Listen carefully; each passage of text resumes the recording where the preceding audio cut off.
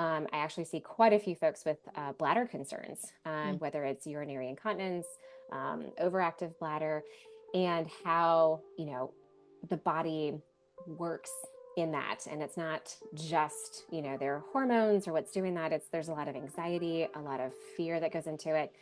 And, the audience did not get to hear this beautiful grounding exercise that you just walked me through, but how powerful that is to downregulate the nervous system, open up that pelvic floor, let that bladder and the bowels do what they need to do. And it's just like, why are we not talking about this?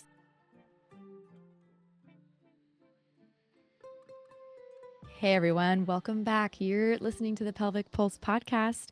I'm sitting with Aleece Fosnight. She is a board certified physician's assistant specializing in sexual medicine, women's health, and urology. And she is also a medical advisor at Aeroflow Urology. In 2019, Fosnight opened up her, well, I'll say Aleece. Aleece opened up her own private practice, the Yeah. Fosnight Center for Sexual Health, and implemented the Sexual Health Grand Rounds curriculum at her local hospital and residency program. She is also the founder of the Fosnight Foundation, a nonprofit organization dedicated to the education and training of professionals in the sexual health field and providing funding for access to healthcare services in her local community. That is so rad. Aleece, happy to I have know. you. Yes. Well, Brittany, thank you so much for having me. This is really exciting and such an honor. So again, thank you for this opportunity. No, thank you. It's just I don't think I've ever had a physician's assistant on Mm. the podcast. I've had nurses before. I've had doulas and other healthcare professionals, but never a physician's assistant who specializes in sexual health and really just Mm. speak in my language. So I'm so curious how you got into all of this. Did you have a personal journey that got you into what you're interested in now? And yeah, what did that journey look like? Yeah, absolutely. Well, for me, it actually started in PA school. Mm. And I was trying to come up with my master's thesis. And all of my colleagues were doing like sports medicine and diabetes. And I was like, ugh, that just, I was like, ah, that just doesn't sound fun to me. And, we were learning about penises and prostates in school. And I was like, wait a minute, where is the clitoris and female pleasure? And I was actually talking to my mom on the phone, and a Viagra commercial came on the television. I went, oh my gosh, mom, if there's a blue pill for men, there has got to be a pink pill for women. And so I thought, I want to do this for my master's thesis. So I went down Mm. that rabbit hole and was like, you've got to be kidding me. There's nothing out here for women. So, I've been a PA for 14 years. So you're talking like 16 years ago when I was in school. So just 16 years ago, we had nothing for a, female identified individual to address their sexual health concerns. And I was pissed, to Hmm. be completely honest. And Yeah. so that is what I did my master's thesis on, was female sexual dysfunction in postmenopausal women. And Mm. that was revolutionary for me. I love women's health. Thought I would do gynecology, but really sexual medicine falls under urology. And I had Isn't actually that worked with interesting? I know it's so bananas, but really when you think about pelvic health too, we do a lot with bladders and pelvic pain. And, I see people with penises and, how it all really folds in there. And so that's kind of how I got started, was falling under the urology specialty. I had actually worked with a urologist when I was in high school, and he caught wind of what I was doing. And he said, hey, do you want to come back home and do female sexual health and female urology? And I was like, hell yeah, it's exactly what I want to do. Like, this is my dream job. And so I got into his practice and realized that the majority of his practice were people with penises. And so I was like, well, I guess I will learn to love those penises and prostates after all. And really it's a beautiful thing, because it gave me an opportunity for when folks were coming in for their Viagra or Cialis prescriptions. And I'd be like, cool, like, but how are you using this? Is this for self play? Is this for partnered play? And if it's partner play, do you know how your partner's functioning sexually? Are they having any pain? Are they having any dryness? And they're like, well, I don't know. And I was like, well, I don't know if I can give you this medication then, if you don't know how your partner's working. And if you're wanting to use this for partner play. So it's like a fun opportunity, like I said, to really expand and open up I think, those conversations for my patients. Mhm. But I quickly realized that I needed more. So I actually went on to the University of Michigan. They have a postgraduate certificate program in sex counseling and education. So I'm a Mm. nationally certified sex counselor and educator, which really leveled up the conversations that I could have with my patients to normalize the conversation, break down that shame, take the stigma and embarrassment out of it because, everybody needs to understand their pelvis and their pelvic health. And for me, I think this was also elevated when I got pregnant and had three kiddos, and I did my own pelvic health journey. And Yeah. so, it was really important for me to go through that. I can connect a lot with patients now too when we're talking about bladder concerns, pregnancy, pelvic health, and then again, how that correlates to even our, male identified individuals. And then I also see a really big gender diverse population too. And Mm. that can be a source of a lot of pain. I actually see quite a few folks with bladder concerns, Mm. whether it's urinary incontinence, overactive bladder, and how, the body works in that. And it's not just, their hormones or what's doing that. There's a lot of anxiety, a lot of fear that goes into it. And, the audience did not get to hear this beautiful grounding exercise that you just walked me through, but how powerful that is to downregulate the nervous system, open up that pelvic floor, let that bladder and the bowels do what they need to do. And it's just like, why are we not talking about this? Like, it's such I mean, I love it. I'm biased. I get it. But I know. Same. I, oh, it just needs to be that conversation. So this is also why, I want to talk more about this with providers. So that's why I have this foundation. We're Yeah. getting ready to launch the Fosnight Institute, which will house a lot of education modules for providers. Epic. I don't want to be the only one that does this. And in PA school and the majority of medical school trainings, we don't have this conversation. We don't talk about pelvic health, no matter whose pelvis that we're actually talking about. Right. And so, really want to elevate those conversations and provide opportunities for that education. Totally. I feel like that's also the reason why this podcast exists. And actually, Mhm. I think you're speaking to the exact right person right now because tying in the sexual well being to bladder well being, bladder health, I'm someone who experienced incontinence or it felt like incontinence. And it felt like also maybe a UTI if you're familiar with those sensations, like really painful to go to the bathroom, but it was like a constant pressure Yeah. to go. And it was after I'd used a vibrator and didn't spend my time in like that down regulation, that nice resolution space after having an orgasm. Yeah. And I like jumped off to work and it took me a little bit, but I was really grateful at that point. A lot of people who's listened to the podcast definitely know this part of the story, but I was Sure. lucky. I got to talk to a pelvic PT at the time who I was treating. I was doing sports med, like outpatient ortho, and thought that that was going to be my love too. But Yeah. yeah, she talked me through some of the things that I already knew and had related to yoga, but that was the first time that I'd ever experienced any kind of discomfort with my bladder. And then since then, though, there'd been one or two other times where my bladder was the first thing that gave me just awareness to the overall stress that I had in my life. Like all of my stress manifested in my pelvic floor and Hmm. really impacted my bladder function. And since then, yeah, I've also had UTIs and yeast infections and things like that, just from silly, like I should have known better kind of thing. But definitely interesting, right? When you like work in this field, the more, I guess, um, embodied experience you have, the easier it is to kind of talk through it, you know? Hmm. But yeah, I guess what I would love for you to do, because I don't think we've again explained it super clearly Yeah. on here, since this is your jam, do you want to give the overview of bladder health, maybe what the different kinds of incontinence pieces are that you could experience? And there are some fun kinds, let me tell Yeah. you.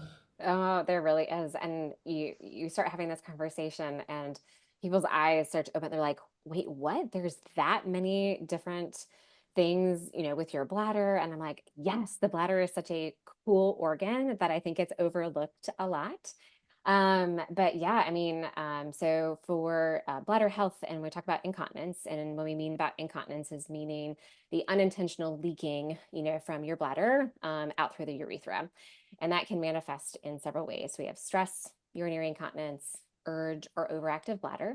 You can have mixed, you can have overflow, and you can have functional.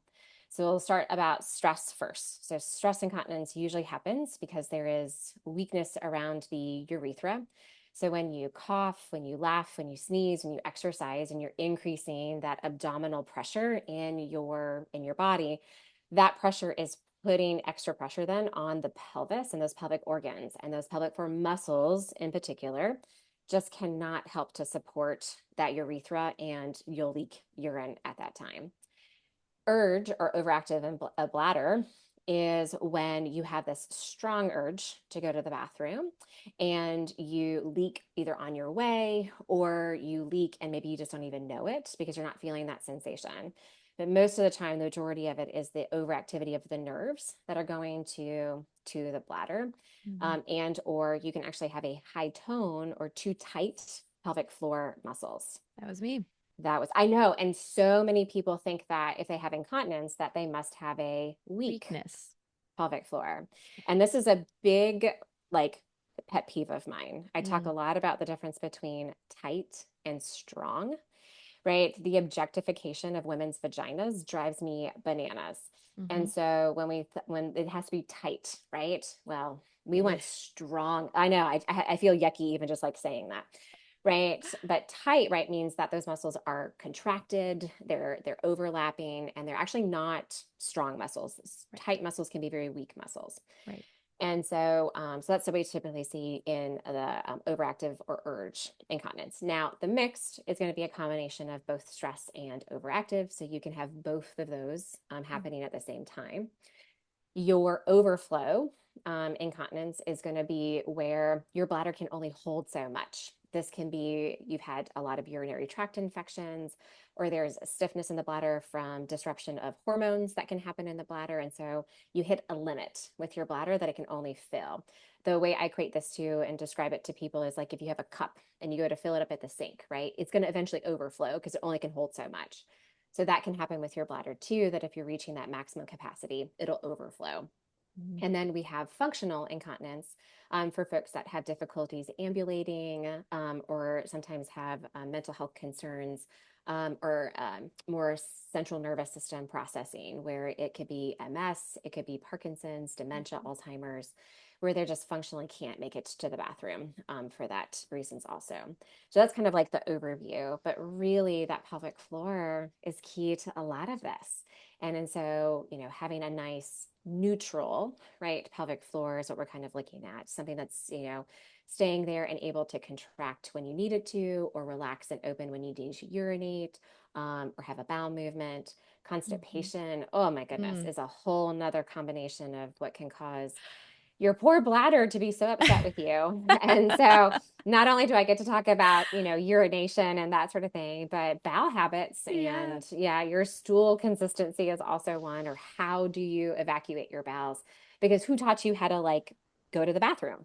It was just like you just Mm. kind of figured it out. And unfortunately, and when I had worked for our hospital system before I opened the private practice, we did see a lot of kiddos, and the amount of Mm-hmm. parents that rush their kids through toileting, Interesting. oh, yeah, just really Yeah, gets me that too. hits home a little bit. I Mhm. feel like also if you were raised as a young girl, a lot of the just in case peeing was so ingrained in you because you can't whip out your penis on the car ride. You On have to have a demand. bathroom. Hmm. Yeah. Or like, I mean, obviously there are different things available to women now with, like, say, for camping or hiking, but it is pretty funny.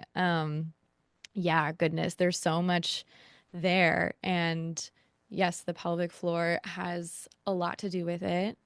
And yeah, I mean, just to speak to the potential taboo, right, that people often experience when they have issues like this, but I also feel like people have normalized it. And that's not fair either because leaking when you sneeze, cough, jump, laugh, is not normal. Like not being able to make it to the bathroom on time is not normal. Being constipated or like not your regular, whatever that looks like for you, which maybe you can speak to the range for people. Like what does a full bladder actually look like for a grown adult of different sizes, I guess? Because I always give people a big range, but again, normal is a huge range. So, It is. Yeah, absolutely. So, to speak to the differences that you just talked about too of this normalization, again, this is another pet peeve of mine. There's a difference between normal and common, mhm, right?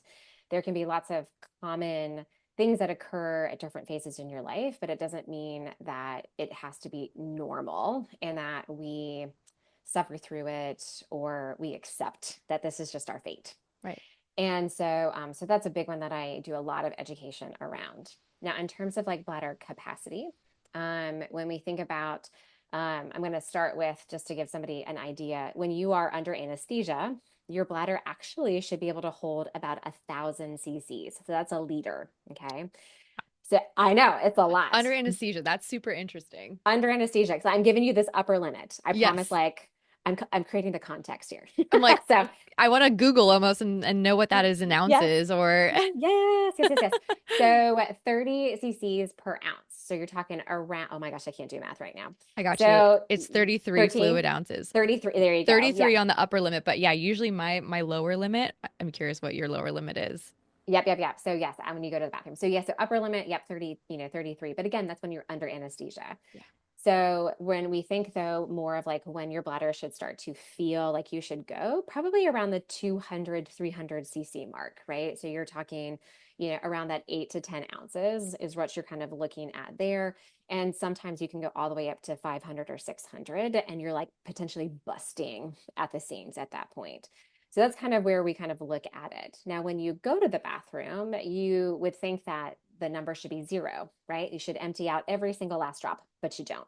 Your bladder would have to like fold in on itself and everything else. So the acceptable range of what we call a post void residual, so how much is left in your bladder, should be around 60 cc's or less. So you're talking about 2 ounces. So it would be totally an acceptable amount. As you get older, we know the compliancy of your bladder is not as strong as it was, doesn't have as much elasticity. I equate it to a rubber band, right? It's great and it's super stretchy when you're first using it, but over time, that rubber band gets a little stretched out and Right. doesn't go back to that same shape. So the acceptable limit for somebody over the age of 50 to 60 is going to be closer to 100 cc's, around those 3 ounces. So Got it. Okay, great. yeah, I love that visual. I usually tell my my adults here who are majority women like anywhere between 400 600. So on the lower end of that, that's 13.5 ounces and yep. that is like not a tall boy, but Mm, just about yeah, a exactly. tall can.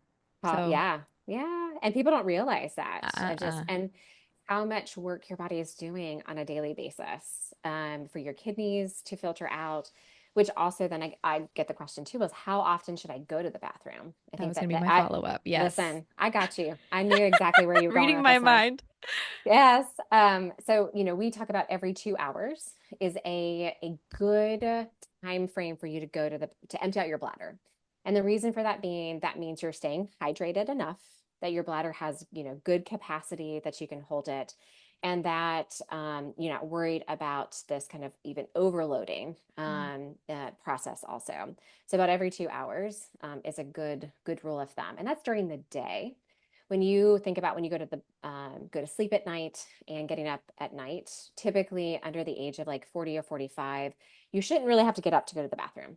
If you are sleeping a good 7 to 8 hours, you really should be able to hold your bladder overnight and not have to worry about getting up until the morning. Now, after that age 40 and 45, again, that compliancy of your bladder is just not as solid as it once was. So getting up once at night is what we consider in that normal mhm, range. And so when you start getting up more than that, we really worry about breaking your sleep cycle and not having adequate sleep. And even as we get older, too, especially with people, again, with ambulation concerns, I worry about falls mhm. in the middle of the night, too. So, Yeah, mhm. 100%. I resonate with that as well. I have family members who have Parkinson's disease and they wear their adult diapers at night. And it's like, yeah, like I prefer for you to not get up, especially because the adults I'm thinking of, the family members, have a lot of things in their room. Oh my goodness, And yes. oh my gosh, that's my Trip pet peeve. hazards. Yes. All over the place, all over the Yes. place. And yeah, so okay, thank you for naming all of that. How about, can we talk through bowels Yes. just briefly? Oh my gosh, I could talk about bowel movements all day long. Please. Yes. So, with bowel movements, at least once, if not twice a day, should actually be how frequently we should be having bowel movements. Really, if we think about the ideal, gut health, every time we eat, you should evacuate. And, Right so after. right after, yeah, because you're trying to make room, right, for what you just ingested. So typically that's what we would, but because of our lovely, standard American diet, we eat so much processed foods and not enough fiber-rich foods Mhm. that, we've succumbed to the fact that once a day is probably a good um, number of bowel movements for that. Fiber is a huge one that we, again, do not get enough in our diet, and diversifying our fiber intake is also really important. So that's like your fermented foods, your, psyllium. So your, oh my gosh, I'm blanking now, the undigestible, fibers too, right? So that you can get Mhm. that into your gut and it bulks it up, which is really great, Mhm. been able to push that through. And so for female identified individuals, you really want anywhere from 25 to 35 grams of fiber on a daily basis. And for male identified folks, that 30 to 40 grams is what they're looking for. You want to be able to have a nice, soft, stool. It should not be hard. You should not have to push to let it out. I You should be think able to, that's, yeah, that's huge to whew, mention mm-hmm. for You everyone. Yes, belly breathing is a really great key there, as well. And the reason I like belly breathing is because it actually decreases that extra pressure that's in your pelvis so that you Mm, can open things up and allow it to come out on its own, right? That's yeah. exactly how it should work. And then proper toileting, right? Thinking about how you're sitting on the toilet too is going to be really helpful. So get you a little stool. I know we have like the squatty potty, which is great, but you're paying for the name. You can just go down, My boyfriend made us our yes. own out of wood, Yay. just like Oh my gosh. scrap wood. Yes. Yes, yes, yes. Yeah, you don't have to do, get a couple of cans, or like you don't, like you can make it, you Oh, don't feel yeah, like you have to actually go out and purchase this specialized thing. That's not the case. But that, is totally. obviously raising your feet so that the, puborectalis muscle, yeah, can relax and open to allow that stool to, it's gonna sound funny, but to like fall out. That's what I want it to just come out on its own Right. and not have to, again, have to strain or push. Totally. We Because worry about, that's how hemorrhoids I was happen. just gonna say yes. That's how hemorrhoids work. And then you start to get dysfunctional evacuation at that point too. Mm, And so that you're training your body to now have to strain every time you go to the bathroom. And straining is putting this extra pressure on those pelvic floor muscles, which mhm. signals to your brain, right? It's all about connections and nerves, that this is how your normal defecation should actually look like. So retraining that can be sometimes difficult. I have people who also strain to urinate, and you shouldn't do that also. Thank you for saying that. Yes, yes, yes, yes. Because again, these just in case moments where I should Mhm. just have to may go to the bathroom just in case, that habit forming is really not optimal for your bladder health for sure. Agreed. I feel like there's a weird range here where people are either just in case peeing, so doing it very often, and then they're rushing that process. And like you're saying, parents are teaching their kids to just go quickly, like get it over with, da da da da da.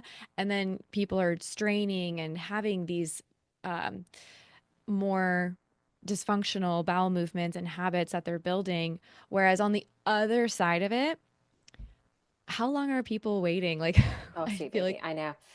So my nurses and my teachers are notorious for like not going to the bathroom every 5 to 6 hours. that is mind blowing. Oh my goodness gracious. My husband has worked in construction before, and I was like, how often do you go to the bathroom? Right. When I started this whole process, our conversations Oh my about gosh. daily like body habits and whatever else functions was fabulous.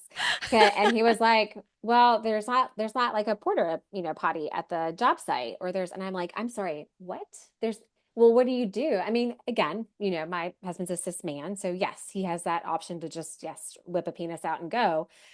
But I was like, but if you're in the middle of setting up a wall or putting sheetrock up, whatever else, like you can't just stop and be like, all right, let me go pee really quickly and whatever else. So he's got a camel bladders. We always laugh at that. But I Mm. mean, he'll go 2 or 3 times a day. And I'm like, that's not good. Like, I don't think yes, Does yes. he say like his urine is like bright yellow or like what like does He's it hurt also him? yes, we've had that conversation too of you need to drink more water. So, right, that's going to be the biggest thing. So, not drinking enough fluids for sure is going to limit your volume that your kidneys are filtrating to be able to get to the bladder. And so that's part of it too. Or he's sweating because he's outside, so he's Right. losing fluid that way. So, yeah, it makes sense that yes, probably he doesn't have to or he's not making as much urine, but yes, bright yellow. It is not pale yellow. He's never mentioned that it like burned or anything, but that definitely can happen when you have a more concentrated urine. So Right. that leads us right to the conversation about what color should my pee be, because that's always a fun one too. And we have to remember that you're getting a false representation of what your urine actually color is because you're peeing into a toilet, right? So Right. you're peeing into this already watered, diluted consistency. And so that's causing a false understanding of what color it should be. So, yes, a very pale yellow, is kind of what we are looking for. And as that coloration becomes more concentrated, you need to drink more water. That's, Mhm. really what it is. I get a lot of pushback on people and water drinking Why? because it doesn't taste good. We have been programmed that yeah, I know. Listen, I love water. Water's my favorite thing ever. It's all I pretty much drink that in like a cup of coffee in the morning. But yeah, our bodies are made out of water. Water? That's what 2/3 water. That's what we're supposed to have. And so, that's where, not that you try to like reward yourself, but I'm like, okay, you need to drink the 4 to 6 ounces of water first, and then you can have your tea or you can have your soda. We get one life, right? Like, I'm going to like let people have some indulgences, and we also need to balance it with the ways that we can hydrate our bodies the best too. So, Right. Right. mhm. 100%. Oh my goodness. Okay, wait, what about then the people who sit on the toilet and just enjoy their phone time on the toilet? What's your opinion on that? Oh, dysfunctional voiding, right? So you're programming your body to sit there for an extended period of time. Also, this is very different than sitting on a chair, right? You have Mm, something that has a nice big hole in the middle, nothing supporting your perineum. So that's you, the longer you sit on that toilet beyond 8 to 10 minutes, the higher risk that you have of hemorrhoids, of prolapse, again, of dysfunctional voiding. So your body's thinking that it still needs to empty because you haven't gotten up from that spot. So yes, so my, people who are, yes, playing the Wordle or a game on on their phone while on the toilet is, or scrolling social media, yeah. yes, you're not present in the moment too. And so again, you are Right. creating a dissociation with your brain and your body on your in your pelvic health. And that's going to create, like I said, that dysfunctional voiding. And so your bladder is going to think that it doesn't have to empty out fully that first go around because you're sitting there. I can empty out again 5 minutes later is totally fine. Mm-hmm. So Mm-hmm. it's fine to scroll, do what you need to do, whatever else, just don't do it on the toilet. Right, exactly. I'm so glad you named that and like the dissociation piece too, because I feel like if anyone is coming into my office and they already feel maybe dysfunctional, but they feel this disconnection to their pelvic floor and they don't know anything and they don't know what they don't know, um, I'll advise that if you go to the bathroom, sense, like take a moment to feel and notice, can you relax there? Are you taking deep breaths there? How long is it taking you to initiate anything or actually release anything? And um, maybe they do have to do a double void and like stand up and just check in with themselves and sit down. But then when you're bringing a distraction into the space and you are not connecting to your pelvic floor, I can only imagine how that also just overlaps with potentially the sexual experience and your connection to pleasure, right? If you're already Mhm. feeling dysfunctional, what is that actually looking like when you're trying to access this other end of the range of your human experience? Absolutely. And if you happen to have a vulva, right, that is also those messages growing up too that you're not supposed to touch that area. You're wiping your vulva with toilet paper, so we don't ever get to touch that Mhm. area actually with our hands. And so you're putting a barrier in between you and your body, which is very different, right, with versus people who have penises. Mm. They actually get to touch that area a lot more. I Yeah, don't I've know never very thought about it many. like that. Yeah, I don't know very many people, like I said, that use toilet paper to touch their penis to Right. pee. It's So just they a, may, yeah, yeah, yeah. We just kind of give it a little shake and that's about it. Yeah. And so, there's those layers, right, that can go in there too, that go back to toilet training, or we have to wipe it because it's dirty. That's another one I Mhm. don't really like to use also. And so you're creating this this story in your brain about that this is bad, this is shameful. And you talk about pleasure, and we don't take into the fact of how these, bodily functions can actually bring us a lot of pleasure too.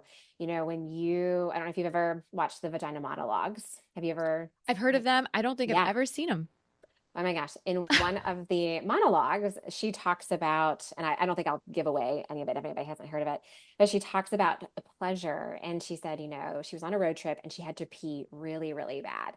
And she finally got to a rest area and she like let it go. And she was like, it was the most pleasurable thing in her whole entire life.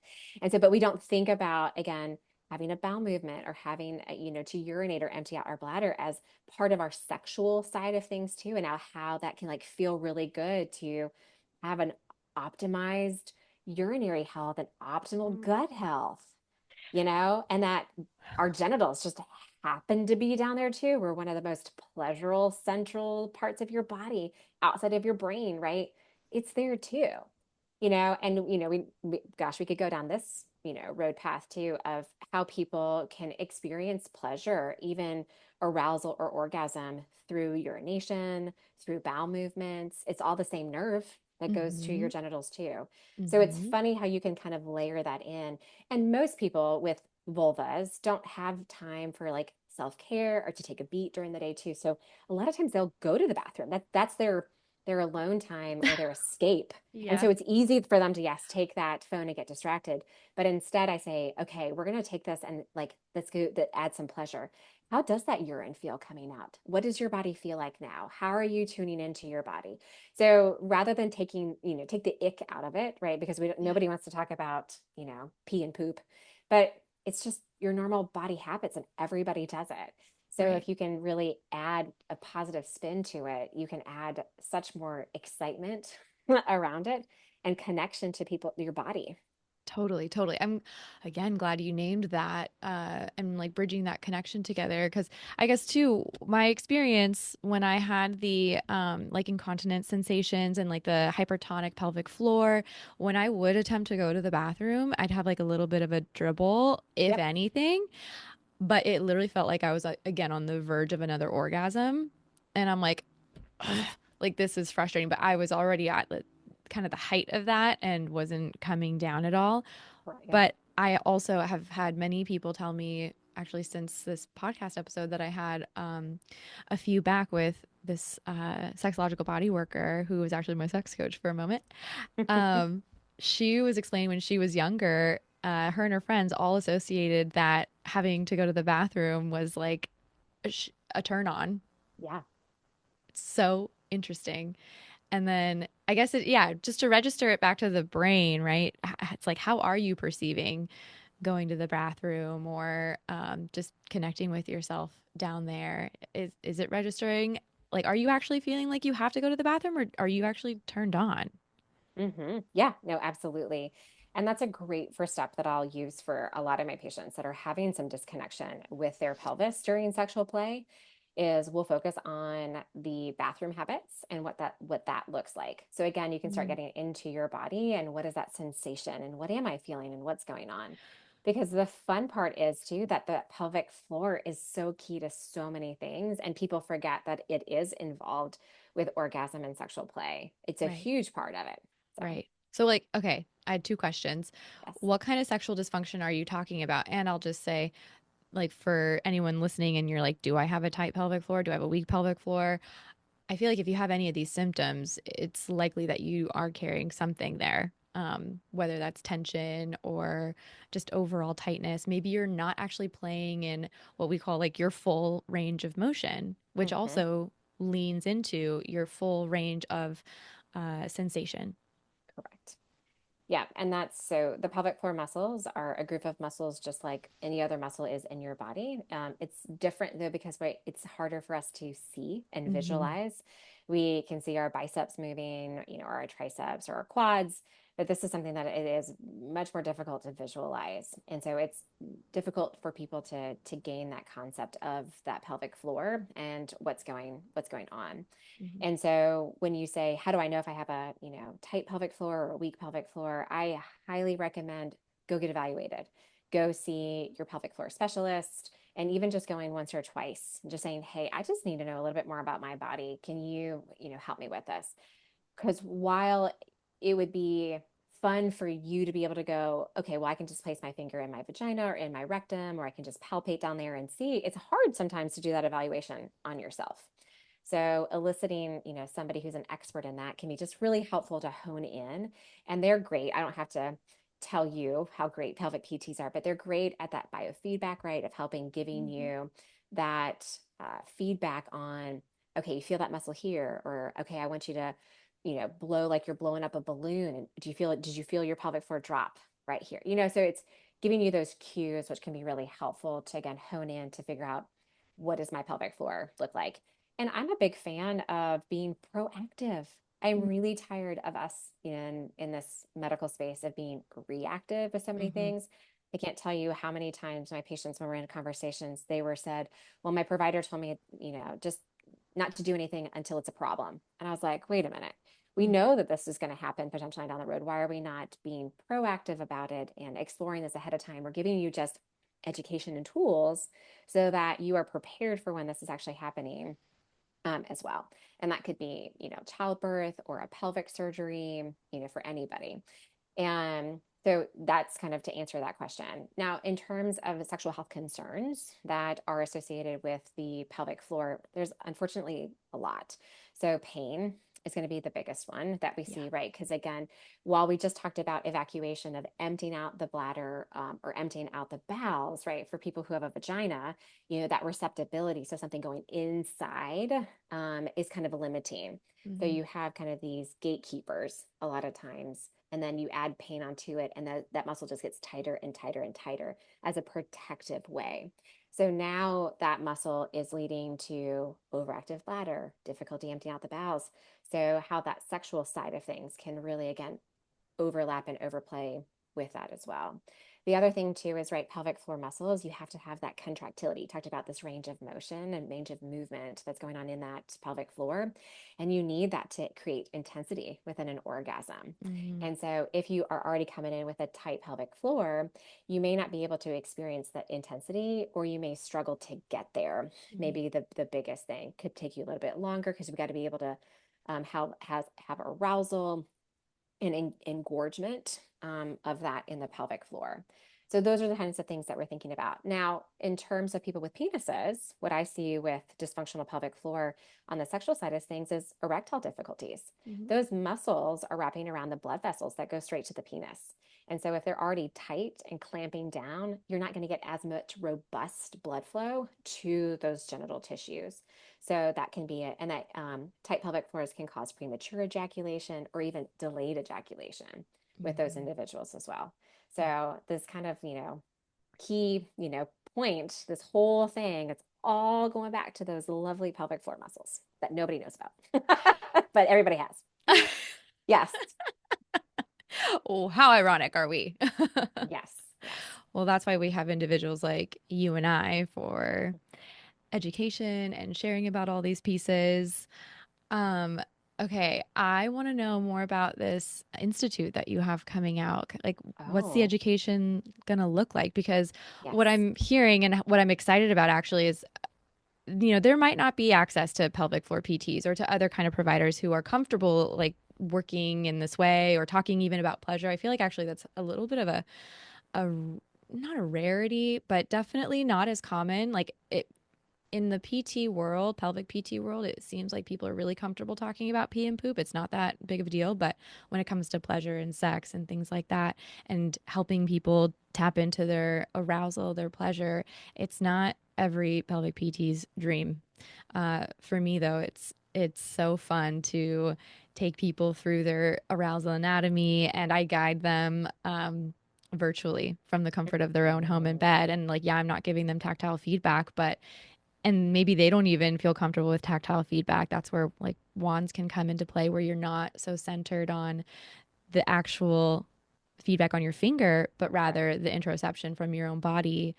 And oh, so huge. But okay, I won't, yeah. Tell me about your education that's coming out. We could go on for days. Yes. Oh my goodness. Well, just like you said, we don't, you know, have this training or education in school. And I was really fortunate to do a urogynecology rotation over in England. And I was with a Mm. urogynecologist over there, and you have to fail physiotherapy or physical therapy, right? Over there before you get even a medication for any bladder concerns or anything. It's standard of care Wow. post delivery, whether it's a vaginal delivery or cesarean, that you go to pelvic PT. Like the amount of pelvic health awareness over in Europe is just beyond anywhere where we have here. And so I really got to learn quite a bit of that and got to be trained on how to assess the pelvic floor muscles when I was over there. Great. No other provider actually gets to do that. Are you kidding me? Like, it's when I came Mm-mm. back and I was so excited when I'll never forget Mr. Cox, because that's what they don't call him doctor over there. But he's way up there, whatever else. But he was doing an assessment on a pelvic floor, and he had her squeeze her pelvic floor muscles. And I was like, oh my gosh, this light bulb went off in my brain. I was like, we can do that? That's so great. Everything is so Mm. focused on the cervix, right? And I was like, wait a minute, there are so many other beautiful pieces to the genitals that we're missing, that we're not examining. And so that was my first like aha moment that we should do better. And so that's something I brought back and have implemented into my practice from day one. And I take a lot of students, a lot of PA students with me. I take some PT students too that want to do pelvic health. Cool. And because I share listen, I love collaboration. Yes. It's really, really important. So I will share sometimes with our pelvic PTs in the area. If they've got students, they'll come hang out with me for a day, and then I'll send my PA student with the PT. So we'll Oh, do a little swap, which is I great. So you can love really that. see what's going on in the other specialty. Yes. And so taking students and helping them to, again, understand is that big one that I do. But beyond that, for PAs or any medical provider that's looking to do it, so we're going to start creating some sexual health modules that can be asynchronous, that people can just, go and learn about the pelvic floor, the pelvic muscles, what does it do? But the biggest thing I'm really excited about is we are starting a PA sexual medicine fellowship at my practice, where yes, so you'll have 2 months of just general sex med, 4 months of men's sexual health, 4 months of women's sexual health, and then 2 months of gender affirming care. Mm. And layered into all of that again is that pelvic floor. So I'm going to geek out for just a second, but in my anatomy class, when we did dissection, so we had cadavers, we didn't dissect out the pelvic floor. Right, like, I don't think we I did either. oh Oh, my gosh, I well, don't think, yeah. you know what we did? We did, I think I did this. I'm pretty sure it was me. We dissected the penis in multiple directions, but Yeah. yeah. Oh my God, why can't I remember what Oh, the like a cut cross is? section or Cross sagittal section. or yep. Thank you. Yeah. Cross section to look on the inside of the penis, but Yeah. we did not do any kind of discovery with female body. Oh, interesting. Yeah. Well, we Pelvic had floor wise. we had a female body, and I was actually dissecting down into the inguinal canal and Mm-hmm. down to the labia.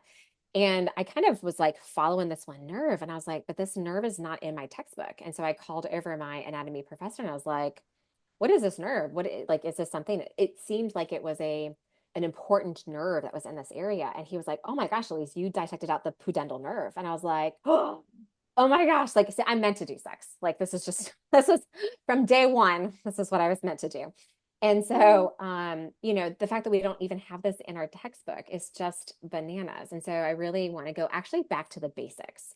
And so we are actually going to do a cadaver lab, but we're going to do it. We're going to dissect out the clitoris. We're going to dissect out the penile structures. We're going to Whoa. dissect out the pelvic floor muscles. And we're going to I want to open this actually up. So, for anybody who's interested, that's medical, that wants to look at this, you can follow us on social media.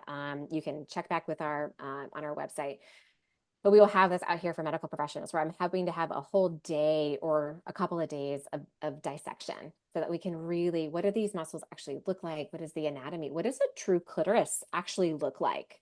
Right? There's been some dissections and you can see some pictures, but to actually get in there and feel and touch and look at it, Mm-hmm. and look at the nerves and whatever else. So those are the things that we're going to be, yes, really working on. And then really digging into the pelvic health side of things as a medical provider. So it's great that pelvic PTs, you get all of this extra training, all these courses that you can do, but we are still so limited on the sexual medicine side of things for Mm. this. So that's going to be one of the core missions that I have throughout this. It's a year-long, process with me, which would be great. But again, I recognize that not everybody can do that. So we're actually going to have some mini courses that will fall under some of the similar curriculum that we have under the fellowship. Because I want Mm. education, people, and I'm not trying to toot my own horn, but people, like, I'm in Asheville, North Carolina, so Western North Carolina, people come to see me from South Carolina, upper state Georgia, Tennessee, Wow. Kentucky, and that's great. And it's such an honor to be able to take care of people. But I want accessibility. I want to Right. break down the barriers. This Right. is not like hard to do. Like, this should be something that's just integrated into what we learn as medical professionals, and we should have normal conversations about this on a daily basis with our patients. Yep. And so that's my mission, is to really normalize these conversations, get more people trained and educated on this so that we can have more people to take care of, right? We know that wait times are awful. It can take 6 months or longer to get into these specialists or pelvic PTs. We take insurance. Like, I don't want to be another barrier to care. So, I think sometimes that's can be limiting, again, factors. So how do you do this? And so that's what we're going to try to achieve and help people make that happen. I love that. I love everything that you said regarding the just accessibility and education for these medical professionals that really just need it because the more people, yeah, like you're saying, wait times, the just accessibility for Mhm. lack of a varietal term. I know. Yeah. Yeah, it's crazy. I mean, yeah, even here in California, I'm in San Diego, and the people who want to go through their insurance, I'm private practice and I'm cash pay, so that I can spend hours with someone and not worry about their insurance. But that's a limiting thing too, you know? Mhm. Like what you're saying, there's a little bit of a barrier there. But it's like for people who do want to go through their insurance, go through the hospital, outpatient, pelvic PT, those wait times are insane. So they kind of almost have no choice, especially if they're early postpartum and they're like, I need to get back to work. I'm not functional. Like, what's going to Well, and happen? right. And this is the conversation that they should be having with their OB, like Right. at the end of first trimester. And I actually, so not that, hindsight's 2020. And I really wish that I would have actually gone to a pelvic floor physical therapist during my first pregnancy. I thought, I got this. I know it's going to happen, or whatever else. And I didn't realize that during delivery that I actually had a weaker pelvic floor area, which Mm, caused some trauma during. And I'm like, if I had gone to pelvic PT ahead of time, would I've had this trauma mm, during delivery? You can play the what if game all day long and sure. whatever else, and obviously everything is fine and I'm okay and we're all good and whatever. But I went to PT during my second and third pregnancies Mm, because I was like, I want to tackle this now. And I'm a short individual and I had nice, very, big old babies. And so, I had lovely diastasis. And, mm, but what could we do? I was still very active. I was in the OR at that time and a lot. So I'm like staying on my feet a lot. I'm like, so what can we do? We wow. did a lot of KT tape. We did a lot of just mobility exercises. And I think that that made me super successful in my deliveries with my second and Mm, third babies.